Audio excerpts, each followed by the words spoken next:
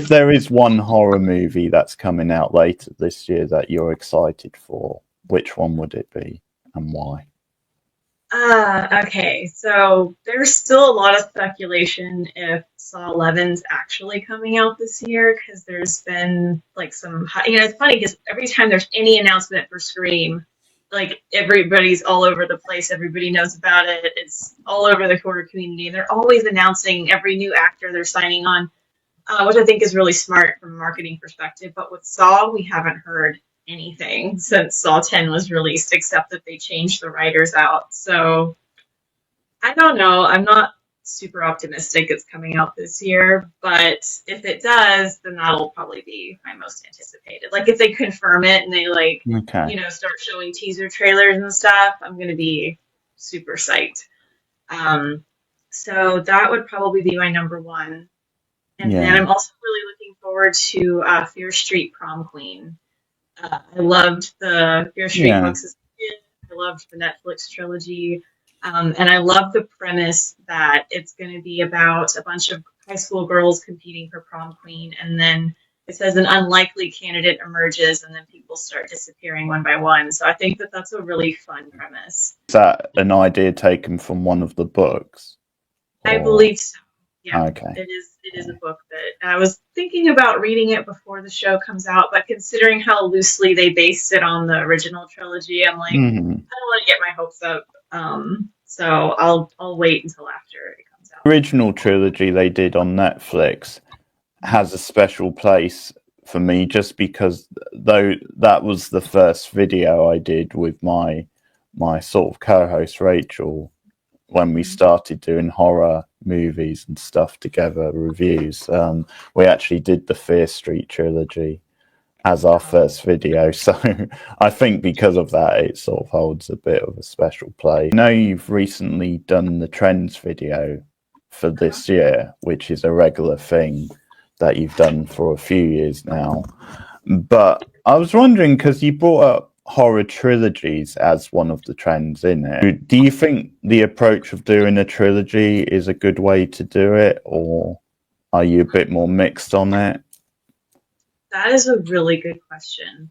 Um, I have mixed feelings because I feel like some of these trilogies that have come out have had very weak first installments, and I'm like, have they already filmed the sequels? Or I'm assuming that they did, but I'm like, are you going to give theatrical releases to all of them? I'm thinking of The Strangers right now. Was Hmm. not a fan of the first chapter at all, although I was kind of interested in how they left it. They left it on a very big cliffhanger. Um, and so I'm kind of like wondering what they're going to be doing with that movie, if they're going to have the character, the I don't want to give spoilers if anyone hasn't seen it, even though it's not a great film. I'll just say the surviving character, if this person is going to come back, if that's going to be like the thing that ties the three movies together. But like on its own, it wasn't that great. So Yeah. I kind of wonder, like a film like that wouldn't have gotten a sequel if it hadn't been pitched as a trilogy already and marketed as a trilogy and all that stuff. So I don't know. I have mixed feelings. But then when it's done really well, like with the Fear Street movies and um, Halloween up until the last one, the Evil movies, they kind of plan to stop it after the third one, and the quality does kind of go down after that one. So there's a part of me that's like, maybe they should have ended it there. Although those are all Yeah. cheesy. The Exorcist is another one where the first installment was so bad that I heard that they canceled it, and then I heard rumors that Mike Flanagan's going to be involved now. So I'm like, I don't know if that's a different Exorcist or if they're rebooting it again, or if they are planning on connecting those two. But it seems like it's happened multiple times now where they talked a big game about how we're going to have three film series, and then the first one does so poorly that there's like a big question mark on if they should even continue with the series or if they should drop it. And then if they drop it, it's like it's kind of makes the audience lose faith in the production company and everybody involved a little bit because you're promising a sequel that you're not going to deliver on. So I think it Yeah. can cause problems if it's not done very well and if the first installment isn't the main focus. And then also from a writer's perspective, if you're planning on churning out a new movie every year and you're not a writer that's used to doing that and you don't have a really good first installment, then your attention's divided because you're maybe so focused on the big picture that you're not giving each movie its own time, I think. I think maybe that's what happened with the first Strangers film. They're so focused on, okay, how do we get to the second film, which is probably going to be a revenge film. The first one kind of felt like a not so great remake of the first Strangers film, in my opinion. I was relieved I got in to see that for free, Madison. That's good. I used one of my monthly free tickets, and I was relieved I got to do it for the channel. But watching it was a bit like a fever dream, and it's a shame because I like that actress from Riverdale. I think she's really talented, but I think she was totally wasted in that movie. To be continued trend. This is a trend I've noticed. The best way I can describe it is whenever a movie basically flat out tells you that there will be a sequel or that a sequel is already in the works. I noticed it specifically in The First Omen. I feel like that was the most glaringly obvious example, but it was also at the end of The Strangers Chapter 1, and to some extent in the movie All My Friends Are Dead. It kind of reminds me a little bit of the Marvel Cinematic Universe, how they have at the end of several movies, they're like, Star-Lord will return, or Doctor Strange will return. What makes horror so exciting is not knowing what's going to happen next. And I'm also not a fan of creating a film with the implication that there's already going to be a sequel as the ending, because what if your film bombs? Influencers. Now, I feel like influencers as a subject matter has appeared in several horror films in the last couple years.